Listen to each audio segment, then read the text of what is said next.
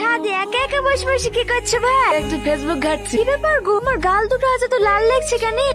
কপালটা তো ফাঁকাই আছে দেখছি, এটা আমি লাল করে দেবো নাকি? মানে কিচ্ছু বোঝে না বুদ্ধ কোথাকার। আচ্ছা এসো। না না, আব্বু বলবে। কেউ কিচ্ছু বলবে না, সবাই জানে আমাদের বিয়ে হবে। কিন্তু কোনো কিন্তু না, চুপ। এই আজকে আব্বা কি করছিলি রে? বিশেষ করে আব্বা, আমি ভালো মানুষ বলছিল, ওই বিপদে আমার কাছে এসছে। বিপদ তোর কাছে এসছে না? চিঠিটা তোর আব্বাকে দে। আব্বা, এটা কি? চিঠি। বুড়ি বয়সে তোর মার আবার প্রেম জাগলো নাকি? আগামী শুক্রবারে রীতিকে আমার বাড়ির বউ করে নিয়ে আসবো। আমার আত্মীয় স্বজন যাকে যাকে নিমন্ত্রণ করা করে দিও। আগামী শুক্রবারে আমার ছেলের বিয়ে হবে, কি তোমার বউ? অসম্ভব, এই বিয়ে আমি মানি না। পৃথিবী উল্টে গেলে ওই মেয়ের সাথেই তোর বিয়ে হবে। ছেলে আমার রেজিস্ট্রি করে দেয়, তাও আমি দেখছি। তোর বাপকে ভালো করে বলে দে, শুক্রবারে যদি ওইখানে বিয়ে না হয় তোর বাপকেও আমি ডিভোর্স দেবো।